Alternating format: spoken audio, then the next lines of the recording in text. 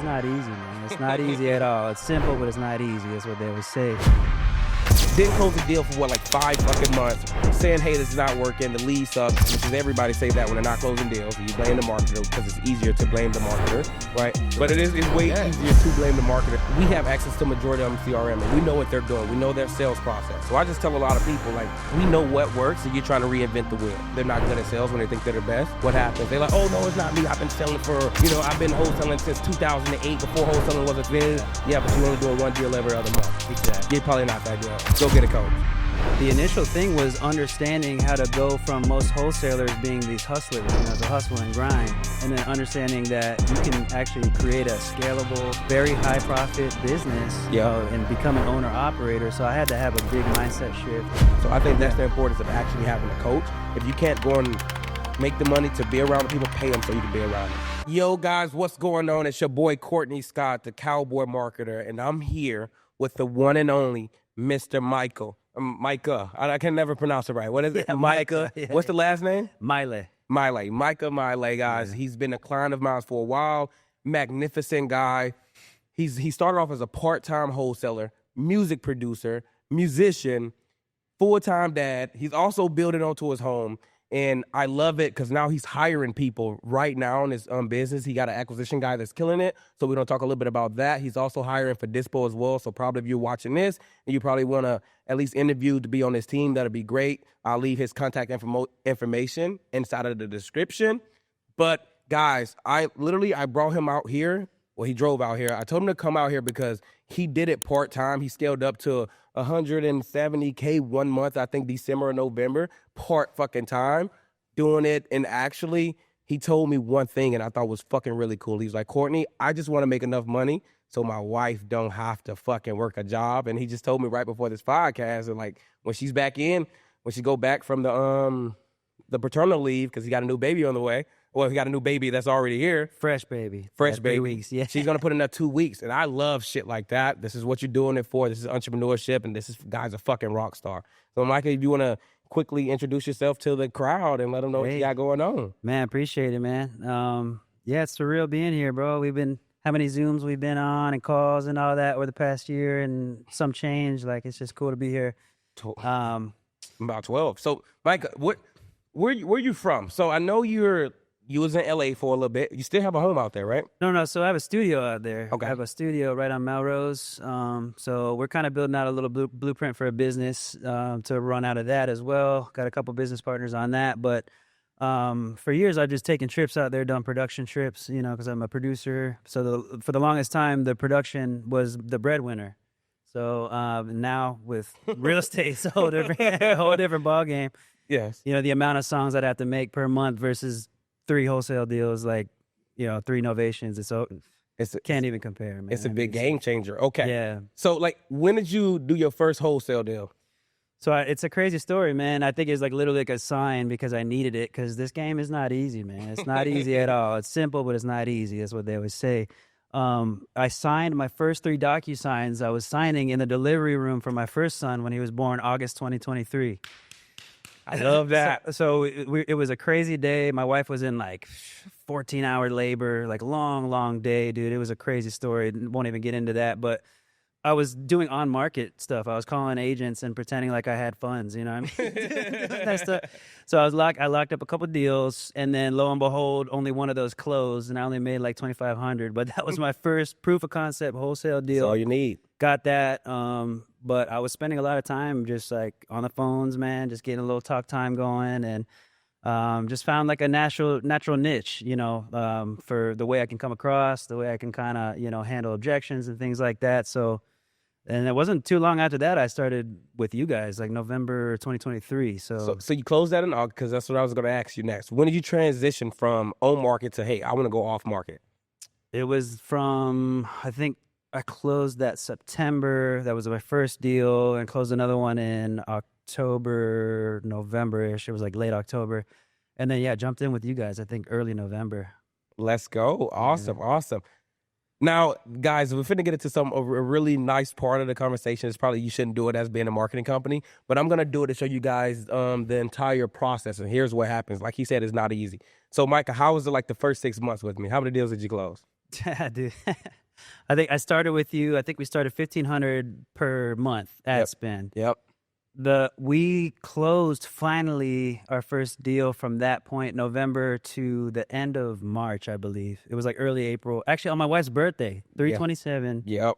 So we closed $20K deal, but up until then, bro, that was nothing. So he didn't falling out left and right. Left and right. Deals kept falling through the fucking cracks and the hurdles and everything. He's like, man, Courtney, I don't know if this is gonna work. I don't know what's going on here. He went to a buddy of ours, Chandler. Yeah.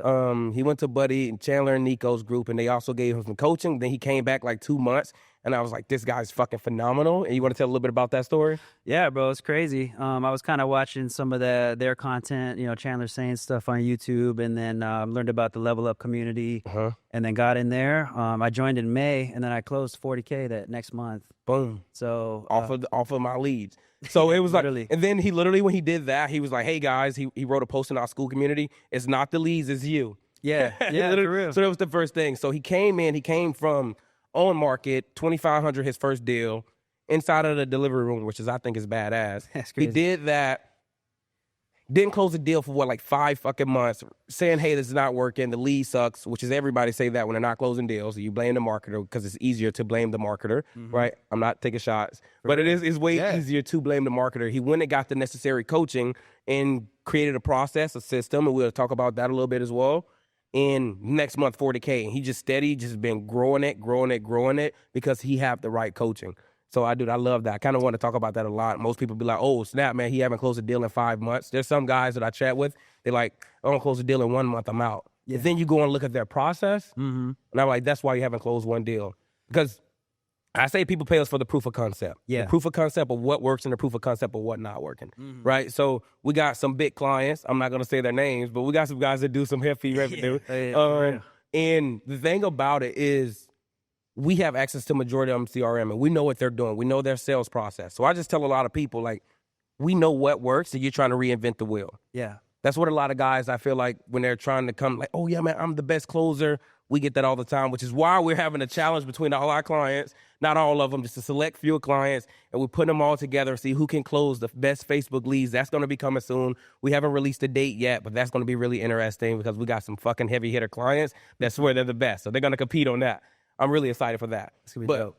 Besides all of that, man, dude, and everybody think they're fucking the greatest closer, but then you go and say, hey, I know this guy, Sean. He's doing X amount a month.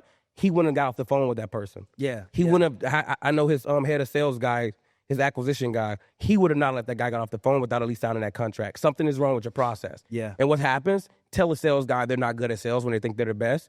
What happens? They're like, oh, no, it's not me. I've been selling for... I've been wholesaling since 2008 before wholesaling was a thing. Yeah, but you're only doing one deal every other month. Exactly. You're probably not that good, buddy. Go get a coach. Yeah, for real. So when in that mindset shift that you made, man, I need a coach because if I don't get a coach, I'm probably not going to close as many deals. Yeah. I mean, I saw the immense value in it because I was watching some of that YouTube stuff, from the Level Up community and Chandler and them. And then I got in the community and got hooked up with my coach, Braden in there, and then Nico as well. I mean, and now they're my partners in the business. It's amazing, where we've come with it. But the initial thing was understanding how to go from most wholesalers being these hustlers, it's a hustle and grind, and then understanding that you can actually create a scalable, very high profit business, and become an owner operator. So I had to have a big mindset shift. But what was really good for me is I was working on my closing abilities and the lack thereof, for the first 5-6 months. Yeah. So, and then I was really investing in myself a lot, just trying to figure out the sales process, what works for us and, what doesn't. But from that point, that's when we started getting on track, tracking KPIs. I had no clue what that even was, bro. Key performance indicators. Guys, if you didn't know, it's key performance indicators. Exactly. So, and then, hey, when you measure everything, you know what's working, what isn't. So you just kind of double down on what is and then get rid of what isn't. So I think I was saved so much time, man, because of my network. Working with you, working with these guys, and then, I have a couple mentors I can lean on and stuff too. But it was just the right people, right time, and the wrong people, got out of the picture pretty quick. Because I was in a couple programs before Level Up, and I learned a lot from certain places, but you can learn a lot from about what not to do with certain people. You know what I mean?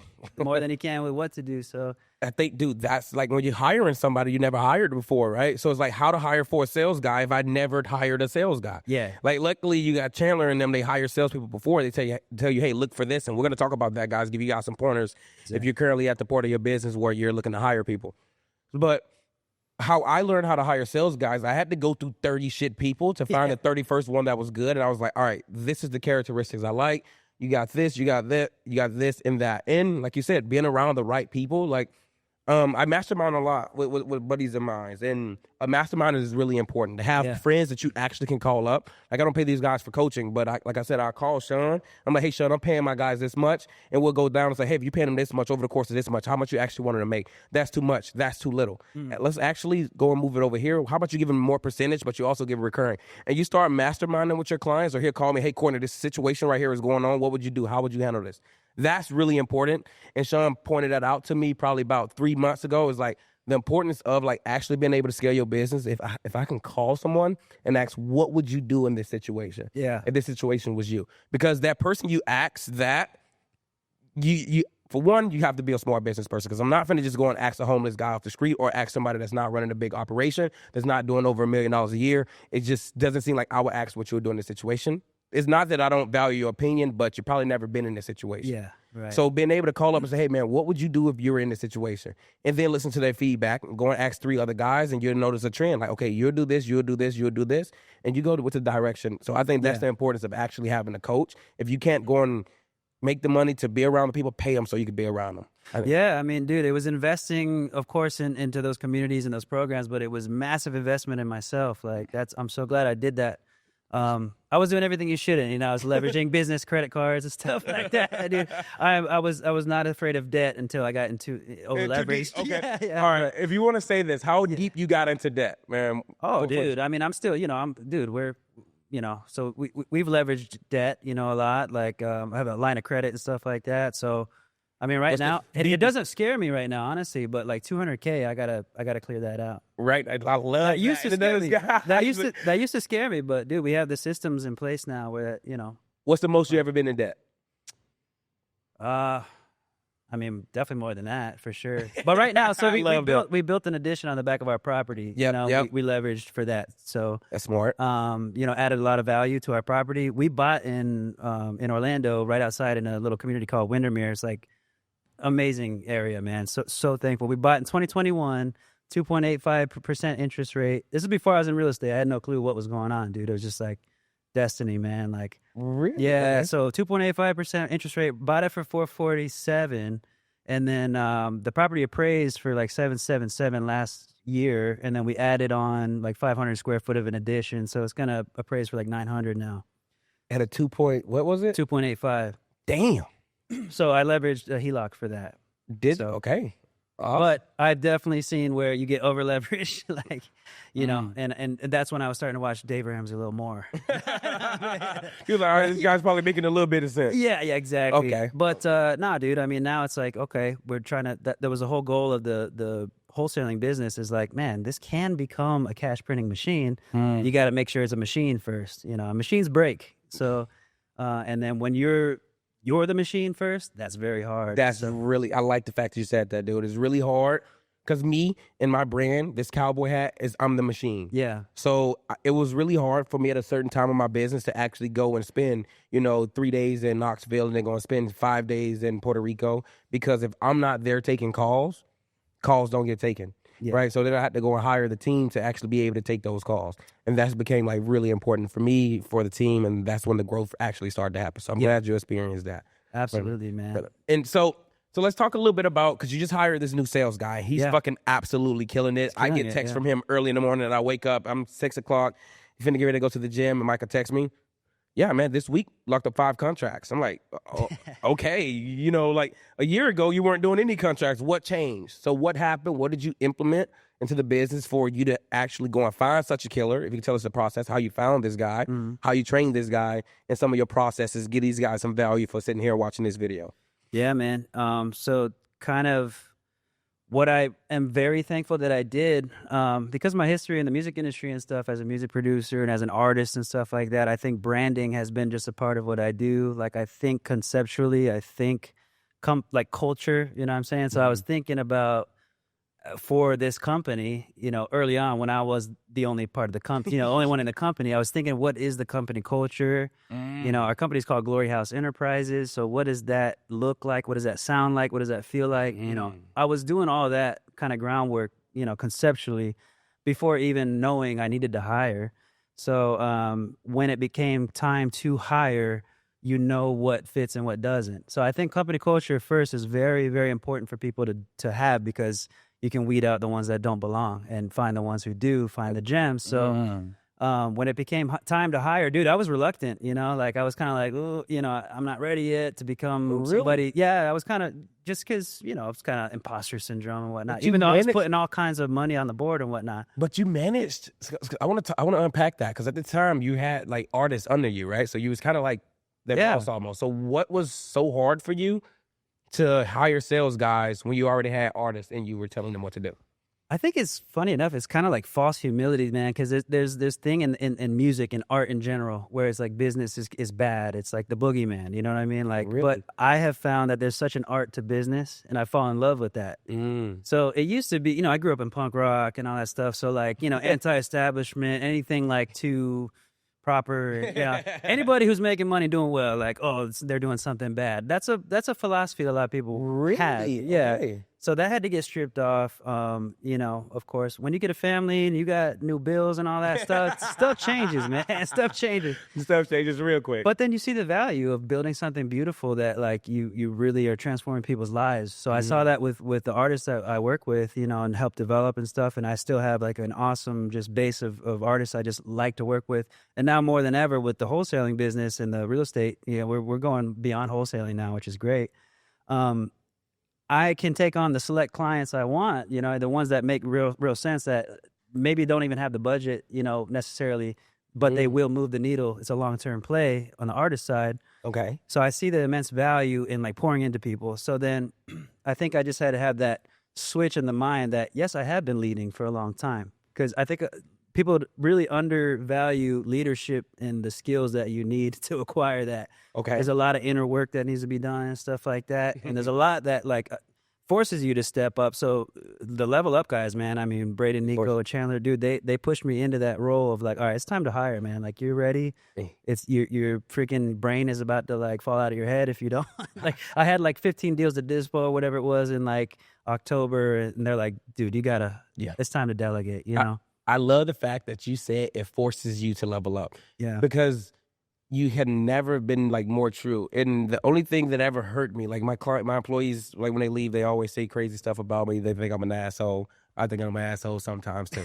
But the only thing that one employee said to me that kind of ticked me off, and then later Sean said it to me, and then his fucking brother said it to me, and it ticks me off. It ticked me off at the time. This my employee, she said, "Courtney, you act your age." I'm like, all right. And at the time I was 24, 25. She's like, you don't have a filtering process in the middle of it. Right? She said, if it comes to your mind, it comes directly out your mouth. You can't just filter it, because I was raised with tough love. So if I say something, I say, dude, you suck. I would literally say, dude, you fucking suck. You get better. Right? But you don't want to tell someone that. It brings morale down. And it's hard. And like, I can't people on the site. And same thing, I told Sean, yeah, man, I'm thinking about getting an office. Sean looked me in the eyes and said, yeah, you're not office material. I'm like, damn, dude, what do you mean? I'm like, what do you mean? He's like, dude, you're not office material. Your HR department is going to can you. Ooh. I'm like, okay, shit, fuck. And then his brother told me, like, man, why you cuss so much? And I was like, he's just like, it's a sign of it, that you're not intelligent. And I'm like, damn, okay, all right. So I started trying to like level up. I don't cuss as much, but I cussed probably like 50 times already in this video.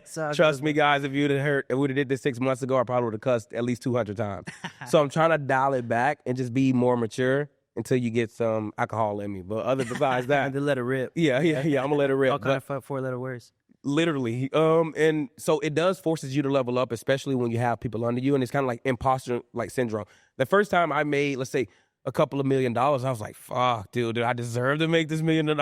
And when I was making, I think when I made my first hire, I was making $300K, $400 a year, and I was doing relatively decent. and I was like, man, I had imposter syndrome, and I talked to one of my mentors. He's like, Courtney, you should actually hire somebody so you can scale this thing up. Yeah. I'm like, I don't really know, and we just kept talking about it. And eventually, he pushed me out of my shell, which is why it's really important to have a mentor or a coach. Difference between the two, mentor, I say you don't pay a mentor. They just actually want to mentor you for free, or they see something in you they want to mentor you about. Coaches, you pay them to actually push you. That's my difference between the two. So my mentor, he pushed me to do it. He was like, man, you should do it. I did it. Now I don't know what I would do without my team. Oh, yeah. I like, fuck, dude. I would, the stuff they go through, I'm like, yeah, I remember going through it. But I do think you should actually be in all of their shoes at some point of time. Like, you'll wear all the hats. So you actually walk them through the steps. So that's good because, you know, actually some of the guys in your community that are kind of just starting, like we'll talk or whatever, you know, I like to help out where I can. And dude, in the grand scheme of this, I'm only a year and a half into this. Yeah. Like it's, you know, I'm freshly starting too, but it's that network that has pushed me out of my shell and pushed forward. So I've been able to compress time, you know, very small. I've avoided things that would have taken, you know, to be where I'm at right now. It could have taken 5 years, but because of the people and the investments I've made, it's been a year and a half. So with that, though, I've learned in that compressed time as well. I think 5 years of you know, kind of information within that same amount of time. So I learned that I actually can pour into people and lead them in this place because I did so much volume and just so much in and out of deals that first like year and a half of that I was in the game, wearing every single hat of the transaction, all the way down to TCing. You know what I mean? Like, yeah. So now I know that all kinds of things, man. I know what to look for, you know, in certain areas. And now, you know, we brought an acquisitions guy, and dude, he's been incredible, man. And I think what I learned. Okay, so see, he's been incredible. I'm so sorry, I didn't mean to cut you off. But before I forget this, I have ADHD. If you didn't know. Me too. Okay. Yeah. So you say he's incredible. What was the training process like for him? So the beautiful thing was the hiring process was made super easy because of my partners. Okay. You know, they basically kind of gave me a job post thing to just plug and play, put it on Indeed.com, ran, you know, a job post, an ad on there. And I had, you know, all kinds of applicants, but I was looking for somebody who like had been in the game, who's been an act guy for a company or has their own wholesaling business. I didn't really, at this place, you know, in the business and like where I'm at right now, I didn't really want to just, I'm sure there's killer insurance and car sales guys that can become killer acquisitions guys, but there's so much real estate knowledge that those guys might need if your script isn't like super locked in. Okay. And, you know, my script wasn't locked in yet. 'Cause We're building out the blueprint. Yep. It's a good script right now, but we're still working on it, you know? So I needed somebody that could come in, be pretty plug and play. So I developed my own, you know, sales process that has been working. I mean, you know, I was closing 1 in 10 deals last year, or leads to contract. Really? Yeah. Oh, all your stuff. Yeah. You guys heard it here first. All right, let's go. One man show, 1 in 10. Let's go. Yeah. It was wild, bro. But now, because I was still doing sessions and still. You were? Oh, bro, everything. Flying to LA. I was in LA. I would get a text. I'm in LA in a session with like dope artists and songwriters that are like killing it. And I get a text that like, oh, title's jacked up. Oh, probate's got to wait 8 months or whatever. You know, I'm like, kill my vibe in it, you know? Yeah. So I saw the real demand where I had to start delegating and whatnot. But because I had been in every part of the business and really, I got good at Dispo. I got really good at Dispo because I started nationwide. And now I'm not nationwide. Yeah. To make things easier. Yeah. But let's talk about that too. Yeah. Yeah, because so you did start nationwide. We first started nationwide. Reason being, guys, his ad spend was $1,500. How can I get more leads for the amount of money I'm spending? What's the best way to do? Go nationwide. Get cheap leads, 10, 20, 30 bucks leads, good quality leads. But what happens? They fall through. Yeah. Fallout rate was high, and then the spread was just not there, dude. It was like the one that really made me, and funny enough, it was at I think the Clever Summit event, actually up in Fort Lauderdale, wherever it was. And I went to that, I think it was in October, September, or something like that. But we were looking at the data of like the closings and stuff like that in Florida versus like all these other places I was in. I was in Ohio. I was taking whatever would come in, basically, you know. I just didn't know the markets. I didn't have buyers on speed dial, you know. It affects the underwriting, like wherever market you're in. Yeah. Some the Texas market, it's kind of different. You got the non-disclosure state, and then you're trying to do, you know, Georgia. Bro. Yeah. All that. And then you expect buyers to like buy at a certain percentage of ARV everywhere, but they don't. Okay. Like, in Florida, they might buy it whatever, and then you're in whatever Kansas, and they buy it 40%. Wow. You give them a deal you think is a steal, and they're like, bro, I just got this over here for that. It's like, Oh. so it was hard, man. It was very hard. I was losing, I think the last one. So Braden was starting to tell me like, and Chandler like gave me a breakdown on some of the stuff. He's like, hey man, I think because I want to scale up something lean and mean, because of what I got going on, it'll fit my lifestyle, something that's pretty easy to sustain and prove that business model slowly, safely, securely, like for a couple of years before we go ham with scaling. So they're like that. with that philosophy is like, dude, you should just go down to Florida, just all the way down to Florida market. The good thing about that is because when we're doing the off market stuff, like buyers will go several counties, they'll go like 3 different counties. They'll go across states. Some even, there's buyers who cover all of Florida. Like, so it just makes the dispo part easy. And then, then we implemented, the MLS strategy, doing novations to get that increased deal size. So now the deal size is 25K versus the last deal that really got me out of doing the nationwide thing, bro. I actually talked to Eric Klein at the Clever Summit. Okay. And I was like, man, this fallout rate, this and that. And he's like, dude, you're in all these markets, this and that. And he was just like, man, I don't know. You just got to simplify it. He gave me some dope like gems and whatnot. That conversation, and then obviously where Braden and them were taking me. The last deal I closed that was nationwide was $500, and I was like, all right, that's what I needed. That's what I needed. Yeah. Okay. Yeah. And then the next one I closed in Florida was like 25K. Really? Okay. Yeah. And you were like, okay, this is home. And well, you're only in like 3 counties in Florida, or you're doing all of Florida? No, we do all of it, but we lately we've been really trying to hone in on Central because I live in Orlando, obviously. So our network there is dope. But yeah, we cover all of Florida, so the cost per lead is a little lower. But Orlando, I'll pay a little more, of course, to get Central Florida. Because you know that market, man. I'm telling you, guys, it's very important. But now I do want to go back to one thing you said. You say you want to have a lean and mean team, and I'm for that because you wanted to fit your lifestyle. How much rev you want to do this year? Gross on the annual, like what we want to do is 1.5. Okay, 1.5. How much you got under contract as of right now that's projected? Right now, projected is 3. It's probably 340 right now. So 340, second month of the year. I think he could do it, guys. The first thing after this podcast, we're going to turn all his ads off so he don't do it. No, I'm kidding. Have to go back, on market. No, back on market. But, dude, fucking congrats. Thank you, man. So, we're learning. So the acquisition side is, like, really flowing, almost like to where it's like, ooh, the dispo side now, I got to get a dispo agent in there. We do have an in-house agent who's great, but, I need help on the off-market stuff that we get, So, I do the investor lift blasts and all that. I can sell deals fast. Yeah. But we're finding the market right now is definitely, it's a little tougher. The inventory's high in Florida. There's a lot of things going on, man. So we're having to buy deep and sell cheap. Like, so that's our motto right now, is just really dig in and make sure we're like probing and going deep to make sure we can buy at the right price, to make sure, like. What were you buying at and what are you buying at now? Because there's so much inventory. Oh, so there's a lot of the innovation stuff, right? Like MLS deals that, in theory, perfect 25K spread all day, right? And then you go and list it, and it's like, oh, this is going to take 40 days, Really? So we're getting very aggressive on the back end right now, just doing price reductions. It's given us an opportunity to get really good at retrades, renegotiations, right? To reset the expectations, either timeline or price-wise with the sellers, because that was one of the parts of the business I hated. And I still don't love it, but now I'm forced to get very good at it.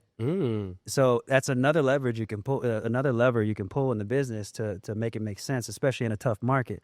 So, for instance, like last week, there's a deal that took 35 days to sell on the market. It was a novation all day. It was like a 30K spread projected. I had to make it happen, man. Like it was taking a long time. Buyer came in, they asked all these concessions, this and that. They came in 30K under ask after we price reduced it like 30K. So I had to go, reset expectations with the seller and negotiate the buyers up like 35K or something to make it happen. But we'll make 15K on that. Okay. So that'll be great. Okay. So right now it's like, all right, what can we do on the dispo side to really deliver You know what I'm saying? Because we're getting the pulse on the market right now. Yeah. So really, again, on the act side though, it's like, all right, buy deeper so that we can sell cheaper. Because the stuff flies. When a deal's a deal, bro, it sells in 5-10 minutes, man. Yeah. Send it to one buyer. They're like, yeah, ready. EMD. Yeah, give me the wire. Instructions. Like, So- we want those. So everybody does, but Yeah, 100%. So when you say it, because I really want you to elaborate on this for me, buying deeper. So are you saying, hey, now, you know, they're buying at 70% ARV less repairs, and now you're trying to get them at like, you're selling them at like, you're trying to get them like at 50%? Like, what do we mean? can How deep are we talking? no, you can still in Florida, certain markets, you can still, bro, you can 80% minus repairs. Really? Yeah, certain ones. We can do 75% minus repairs all day. Okay. Dude, the wholesale game right now is it's kind of encouraging for us because we were like so invested in it, because there's a lot of bad deals out there, dude. Like when you talk to buyers now, they're like, man, you know, all these deals are, there's no deals. Yeah. What are you talking about? We get deals all the time. You just haven't met us. Yeah. So, Yes. yeah. So honestly, man, the competition, it's a very saturated game now. It's starting to get that way. But to be honest, man, like I like. it's not the competition is there's the real killers, you know what I mean? There's the real killers, and then there's a lot. Oh, you know, yeah, dude. I say 10% of wholesalers are probably at least doing deals. The other 90%, they're just getting contracts. It's tough. You know what I mean? Yeah, bro. So- yeah. So, and because I don't know who to actually quote this for, like who said this, but it's like the market's saturated, but it's saturated with a lot of bums. That's it. Yeah, So literally. it's like, yeah, it's a super saturated market, but these guys will probably cost you the contract now. Like I checked, Zach just tagged me in a story. This person ended up locking up the deal way too high, and the buyer wasn't with that person that locked it up too high. Told her, hey, I'm gonna give you way more money, but he locked it up too high, couldn't sell it. So then he came back, signed with Zach for way lower than what Zach offered him the first time, because he was even more motivated because, hey, dude, they strung him along for like a month or two. Yes. So now you actually have to sell it to me for cheaper. So you get a lot of those. That's why, you know, follow-up is really key, because I know 90% of these guys are just going to lock you up. They're going to lock you up too high, make you think what you want. Yeah. You're going to get even more motivated. Then, boom, I'm going to come call you back up and offer you lower than I offered you last time. That was, I think my first MLS deal was that. My first novation was the literal that. One of your leads, he came in the system, and he was already under contract.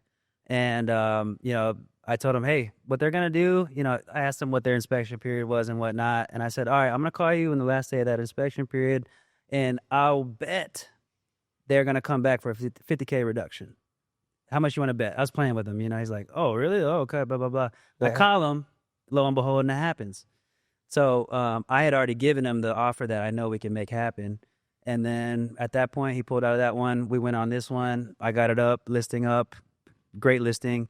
And then we closed it 17 days from that point. I had a cash buyer. You know, we really priced it aggressively and stuff like that. So, yeah, that was the deal. Like, making sure you're following up with those are big, because there's a lot of wholesalers that tie stuff up for way too high. I've been that wholesaler before, in those markets I didn't understand too, though. You know, like, so that's why I wanted to get into Florida alone, because we can understand it better. So you said, I think everybody go through that cycle, right? By you going up like literally, dude, you were at it for 5-6 months, then close the deal. Yeah. Also, baby on the way. Oh, yeah. I'm pretty sure wifey was in your ear. What's your wife's name, by the way? Courtney. Had to point that out, right? So I talked to, this is kind of crazy, but I definitely got to tell the story. So I was talking to a buddy of mine, his name Dylan, and we shit talk a lot. And I was telling you the story on the phone. Yeah. So we shit talk a lot, and my name's Courtney, and he's like, man, Courtney, you better stop talking shit to me, because you know I fucked a couple Courtneys in my lifestyle. And I was like, okay. And then he told me his wife's name, and I'm like, okay, all right, I got to change up my name, guys. So now it's going to be Cowboy Scott, all right? There you go. I'm changing it up to that. So I just had to tell that story, because that story is just really funny. But man, dude, you went up and down like 5 months without even closing the deal. First deal you closed was 500 or 2,500. 2,500, and then did a smaller one. It was like, I don't know, 7,500 or something like that. And then joined you guys. And then the next deal I closed was 5 months later. So that was 20K. And then 2 months after that. Why you didn't quit, Maika? I had this weird fire for it, dude. You know, I've been in music for so long, since I was a kid, man. I've been doing music for so long.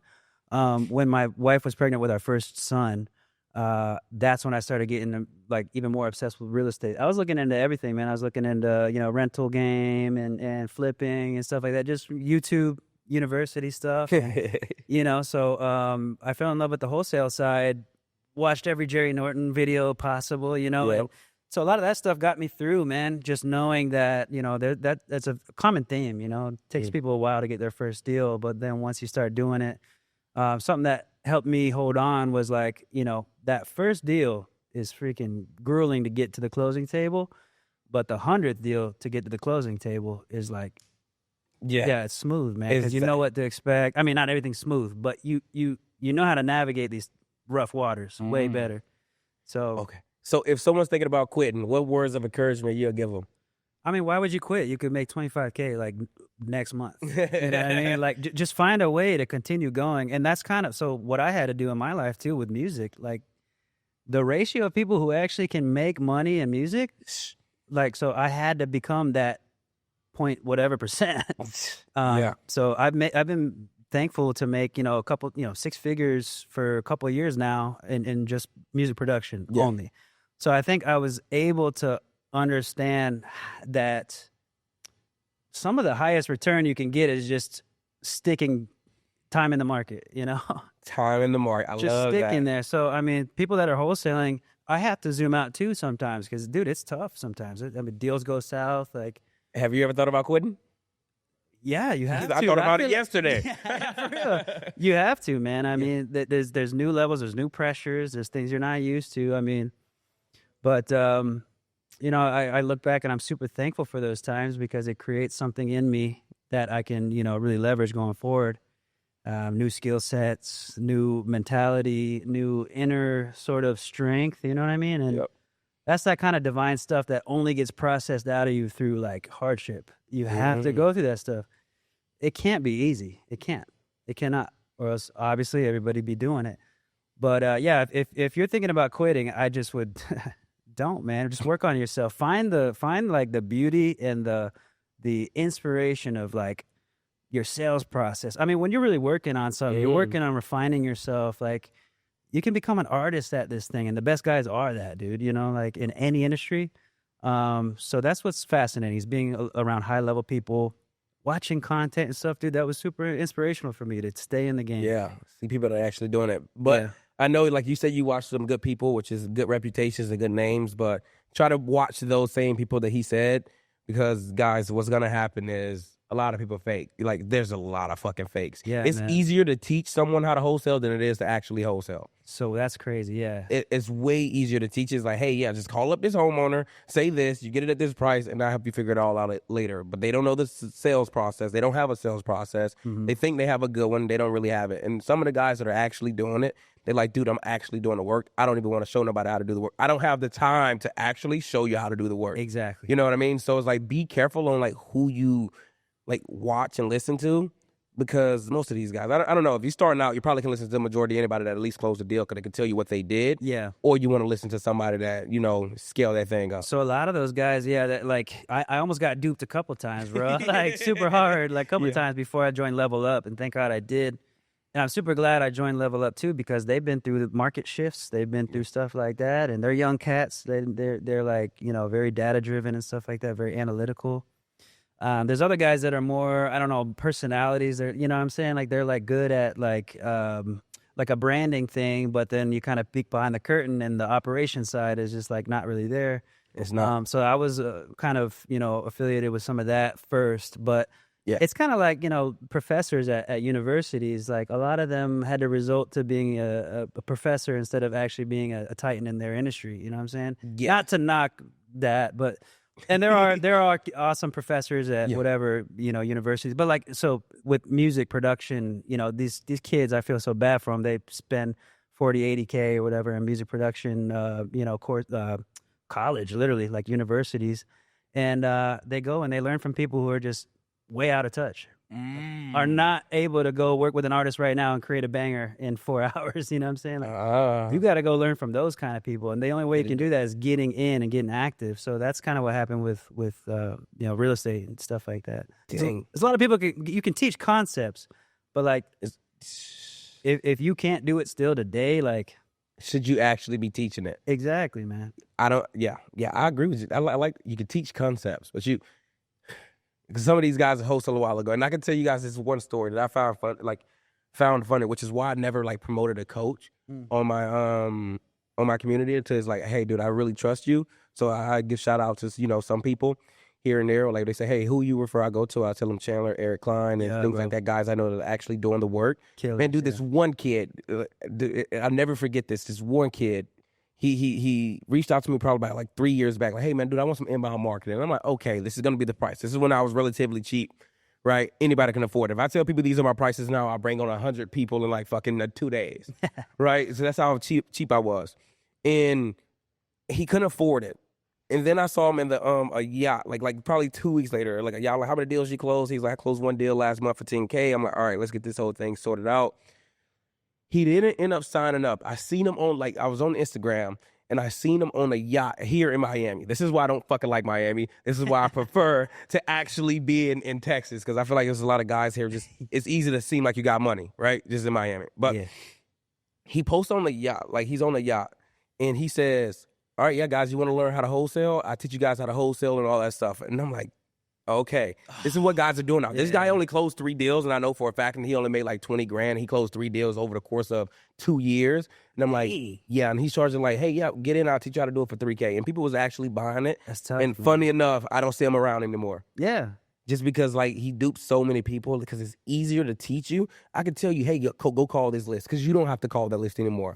I can pay you to tell you to go and call this list. Exactly. Like you just paid me, and then guess what I'm gonna do? I'm gonna get 50% of the deals you get. So hey, I'm gonna create this whole ecosystem where you just feed me a bunch of deals. I think it's a great business model if you actually done it. If you can deliver. Yeah. But like me, I can genuinely teach somebody how to go and run Facebook ads, because I've done it. I've managed so much money in Facebook ads, but I still feel like an imposter. And there's guys under me, like literally there's one guy that he learned fucking how to do marketing from somebody and went and created a course. And I'm like, geez, I done managed $80 million in ad spend. $80 million in ad spend. And I don't feel like I know enough to teach anybody. And I know damn well you haven't even managed over $1 million yet. How can you teach somebody? It's just a big cash grab. I just don't like those guys. I don't know why. Yeah, it's like a rug pull. Literally. Yeah, I think that's my thing too with like music and stuff, like music production. Like I could totally put courses together. I think there's a way to do that in a cool way, but like I'm just not there yet. I don't have the discography. I don't have, you know what I mean, like the credibility and stuff like that. I mean, people who know me, but like I don't know, man. You got to really prove yourself in this thing. So like for me, as you could see, bro, like on my socials and stuff, people don't know what I'm doing with the real estate thing. I just do my I do my just music thing. on there. Yeah, music. People have no clue. This is the first time I'm really getting public about stuff. Yeah, literally. I remember one time I came to him, I was like, hey, yeah, man, you should do a video. He's like, man, dude, wholesalers, the name of wholesalers is sleazy. I don't want that to be associated with my brand, because it's Glory House. Tell me a little bit about that. I know we spoke about it a little earlier. Yeah. Like, where Glory Houses come from? Glory House Enterprises, man. So this was just something that came to me. I think it was like probably, it was right before I joined you, I think. So I didn't even have my LLC on the first couple of deals. Hold up, Micah. I forgot I had a good conversation with you. I want to go a little deeper. Yeah. Guys, Glory House Enterprises, right, is fantastic. Well, let's take a little deeper. Micah, it was atheist, right? Yeah. Big Christian now. Drug. Yeah. Alcohol. I don't know if you want to be sure. So that's something that. Yeah, of course, please. Drugs, alcohol, fucking sober for how long? 8 years now, yeah. Insane music industry, and then he came up with this. If you want to talk a little bit about that, dude, I'm all fucking ears. I absolutely, love dude. to hear that transformation. The story's crazy, bro. It's like strictly spiritual, man. So, when I was real young, I went through a lot of loss. I lost my sister when I was young in a car accident, like 1 mile from my house. 3 years later, my father, did the unthinkable and committed suicide at her grave. And we found out at a church event that I grew up in, at a church. The sheriff came and told me and my mother.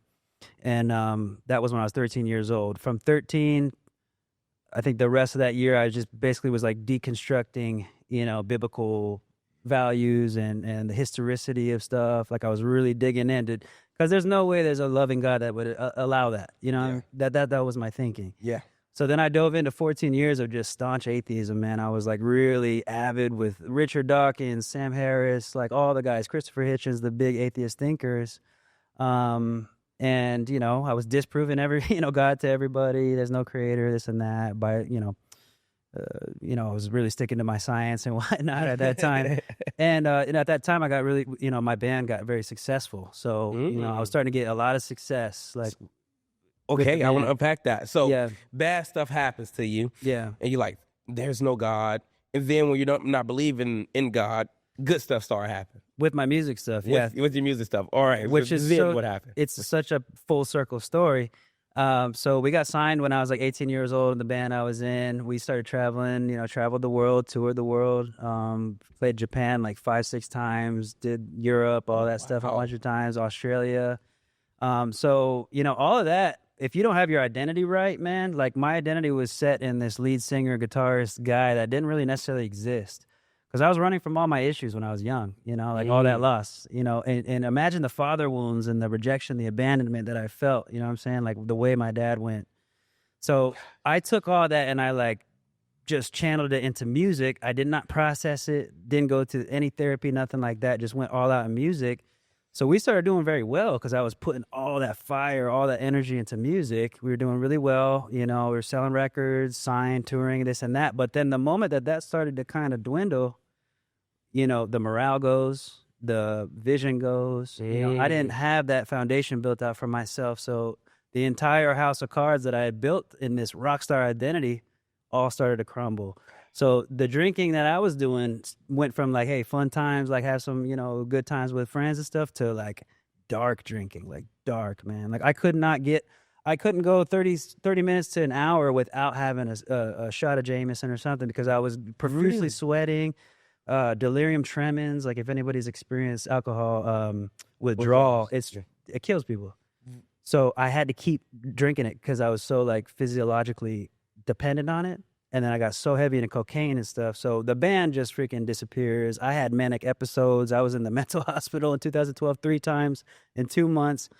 So that was insane, man. And then I went to a massive, deep depression until about 2017.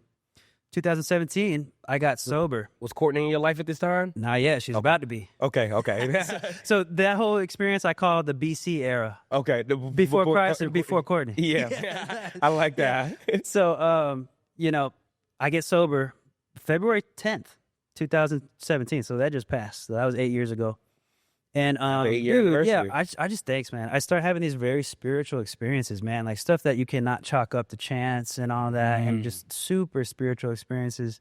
And then next thing you know, I'm like, I was always really big into philosophy. Even when I was an atheist, I was really like exploring Alan Watts and a lot of the Zen Buddhist thinking and stuff like that, and the Eastern stuff, which is cool.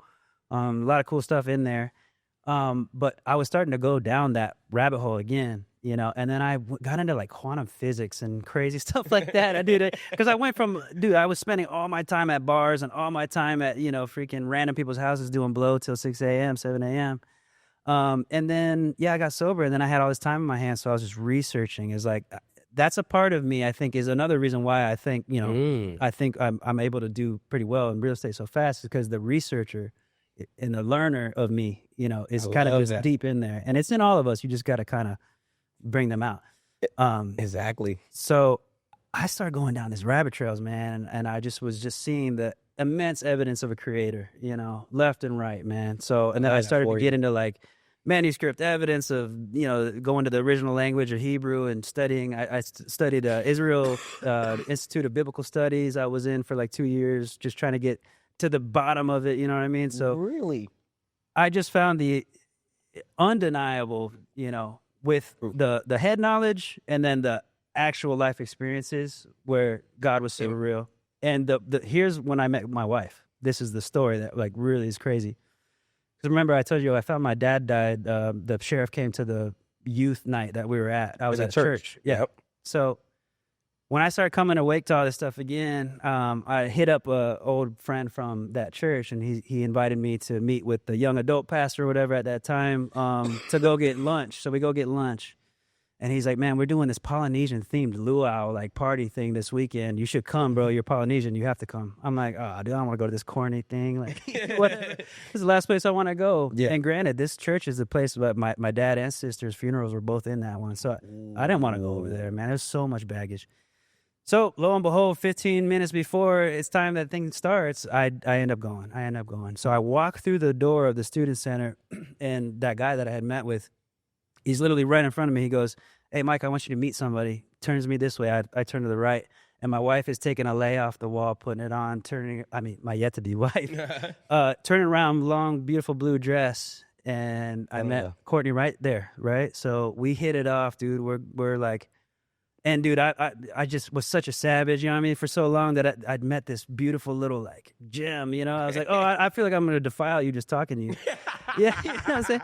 No, you should have thought I was doing 2 months ago, you know, whatever. Yeah. But dude, it was beautiful, man. We hit it off so hard. We got deep combos, this and that. And then I realized a little bit later that was the same spot I was standing in when I found out my dad died. I met my wife there. And then lo and behold, you know, we get married 2020. And then our first son, Ezra's due date is the day that we met, August 19th. Really? Yeah. Now he came 3 days early, August 16th, but it's just a testament of like God's evidence. Like, so that restoration that came from that marriage, from all the suffering I had gone through, man. So that's a long way to explain like what I had to go through to get to where I'm at, man. And in the past 8 years, bro, like from what I came from, I was in my mom's garage, like making music still and trying to do stuff, to where I'm at now, man. Like just in that short amount of time, never would have thought I would get into real estate. So the name Glory House Enterprises is really encapsulates what we're all about. You know what I mean? And like we don't try to come off like super, you know, religiosity and stuff like that. You know what I mean? Like we just want to do good, bring great value to people. And I'm super open with like my faith with, you know, sellers and stuff like that. And that leads to some of the most beautiful transactions, man. It's crazy. And then when stuff gets really rocky, like in transactions, we're so like connected on such a deep level of rapport, because we're like always talking about God, and it's like God's at the center of our transactions and stuff like that, that it gets us through and we're able to close, and it is what it is. But the Glory House Enterprises, that's a part of like the company culture too. You know, it's like, so that's mandatory for somebody to work. No, it's not mandatory at all, dude. It doesn't matter which lifestyle, where you come from, but you know, the influence of what we do and why we stand behind what we stand behind and whatnot. We are no way like excluding people at all. It's just going to be a very natural fit. Because really, what I say is, man, God has the reins of this company. I love that. So I'm always surrendering.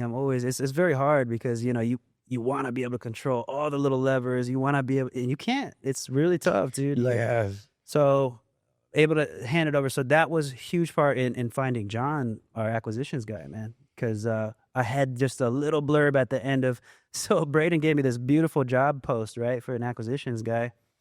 And I literally plugged and played that into Indeed, but I just added at the end, like, you know, something very small, like added bonus. If you have a strong faith, you know, that's great, whatever, you know, something not needed, but like something real chill like that. Okay. That's the only thing that caught the attention of my guy right now, John, was that one little line.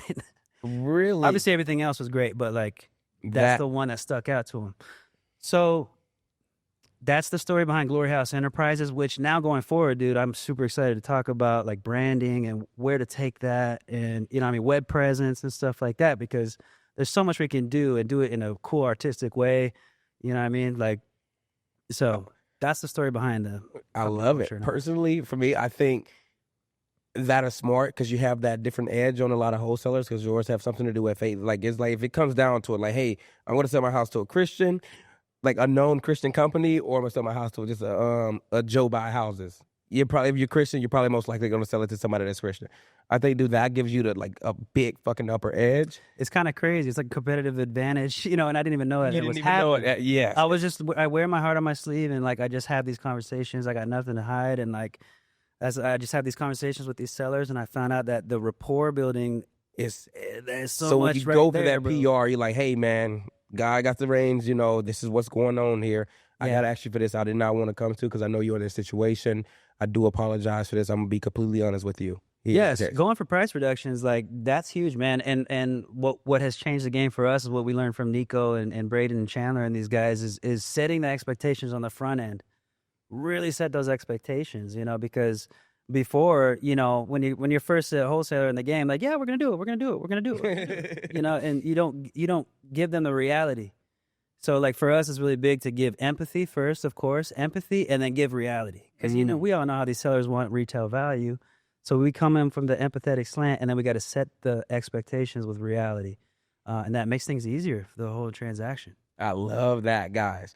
And then last question I'm gonna ask you, Mike, if somebody's on the fence about using Alpha Media, what would you tell them? Oh, dude, get off that damn fence, man. Like, get off that fence, because, dude, for real. I mean, we were running, some PPL last year too, kind of going half and half, like 1,500 here, 2K here, whatever.